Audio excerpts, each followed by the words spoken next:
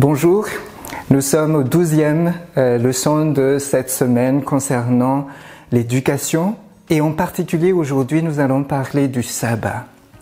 Quand j'étais petit on parlait du sabbat comme quelque chose de bien mais on a enseigné beaucoup sur qu'est-ce qu'il faut faire, qu'est-ce qu'il ne faut pas faire. Et bien souvent je pense qu'on concentre beaucoup sur qu'est-ce qu'il ne faut pas faire. Et des gens viennent demander « Est-ce que j'ai le droit de faire ça? Est-ce que j'ai le droit de faire ça ?» Et j'avoue que pendant longtemps, je pensais le sabbat comme quelque chose de contraignant, comme on ne peut pas faire ceci, on ne peut pas faire cela.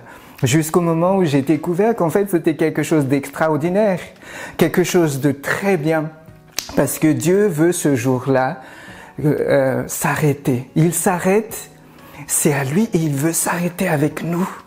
Et il veut nous faire du bien aussi. Et il veut nous enseigner non seulement le sabbat, mais tous les jours de la semaine, mais particulièrement le jour du sabbat. Dieu veut s'arrêter avec nous.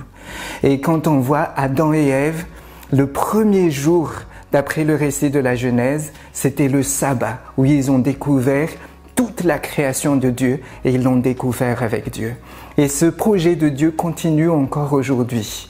Et j'aimerais peut-être que vous encourager cette semaine, pendant ces études, à réfléchir qu'est-ce que le sabbat fait pour moi.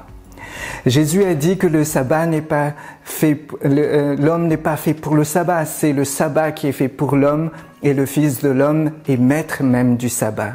Ça veut dire qu'il veut nous faire du bien à travers ce sabbat. Alors j'aimerais vous encourager à découvrir à travers ce sabbat qu'est-ce qui nous fait du bien? Comment Dieu nous fait du bien? À combien de manières Dieu nous fait du bien? Que vous puissiez le partager entre vous, mais aussi surtout avec les jeunes, avec les enfants.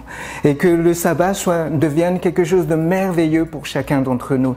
Que ça nous permet de découvrir le caractère, la bonté de Dieu, la beauté de Dieu.